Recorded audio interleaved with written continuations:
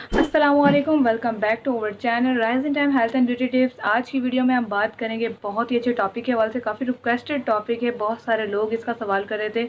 अक्सर हमने देखा है और पाया जाता है कि छोटे बच्चों में राल का टपकना बहुत ज़्यादा होता जा रहा है, लेकिन अब जो है 16 साल की उम्र के लड़के लड़कियों में भी ये पाया जा रहा है, ज़्यादा उम्र के लोगों में भी हो रहा है। ये जो है हमारे खानों की वजह से होता है। बाहर के खाने, फास्ट फूड या बाहर की अजीब व गरीब चीज़ें जो आजकल पैकेट्स की सूरत में मिलती हैं, ये सब खाने की वजह से भी ये हो सकता है। पेट के कीड़े और पेट की खराबियों की वजह से भी अमूमन ये हो जाता है। इसकी मज़ीद तफसील जानने के लिए इस वीडियो को पूरा देखें। इसके साथ ही अगर अभी तक आपने हमारा चैनल कुरानुद्दीन सब्सक्राइब नहीं किया तो सब्सक्राइब कर लें और बेल आइकन को प्रेस करके ऑल करना मत भूलें, ताकि आने वाली वीडियो आपको मिलती रहे नोटिफिकेशन में सबसे पहले।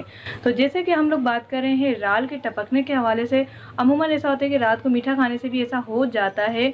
लेकिन आप जो है अगर इस मसले से परेशान हैं तो आपने घर की एक चीज़ लेनी, जो कि मैंने अपने पास मौजूद है, वो है खजूर। ये जो है ड्राई है बिल्कुल, और इसको जो है खजूर कहते हैं, और इसका दूसरा नाम छुआरा है। छुआरे जो है हमारे पास ये मौजूद हैं। ये आप अच्छी जगह से साफ़ सुथरे ले लें, इसके अंदर कीड़ा मौजूद ना हो। ये छुआरे जो है अच्छी जो कहते हैं ना नस्ल के, वो लंबे होते हैं, बाकी छोटी वाले भी होते हैं। आप कोई सा भी छुआरा जो आपको मैसर हो आप ले लें। उसके बाद आपने क्या करना है कि रात को सोने से पहले तकरीबन 10-15 मिनट पहले, अगर कोई बच्चा है तो उसे मुँह में चबा के आप अपने मुँह से उसके मुँह में डाल दें, या अगर कोई बच्चे जवान है, जैसे 16-17 साल के केसेस मेरे पास ज़्यादा आ रहे हैं, तो आप ये 1 या 2 अदद खजूर खा लें, छुआरा खा लें। और उसके बाद आपने क्या करना है, सोने से पहले आपने पानी पी लेना है, कुल्ली कर लेनी है और दांत को साफ़ कर लेना है, ताकि कीड़ा वगैरह लगने के चांसेस ना हो, और आपने सो जाना है। कम से कम ये 1 हफ़्ता करें। 1 हफ़्ते के अंदर अंदर आपको रिज़ल्ट नज़र आना शुरू हो जाएगा। ये मैक्सिमम ये रेमेडी आपने तकरीबन 1 महीना करनी है, क्योंकि इससे कोई भी साइड इफ़ेक्ट नहीं है। अब ऐसा है कि गर्मियाँ भी हैं और सर्दियाँ आने को हैं, मतलब यही सीन चल रहा है, तो इसमें भी आप खा सकते हैं, इसका कोई नुकसान नहीं होगा। अगर आप 1 अदद खा लेंगे और उसके बाद पानी पी लेंगे तो उसका कोई साइड इफ़ेक्ट नहीं होगा।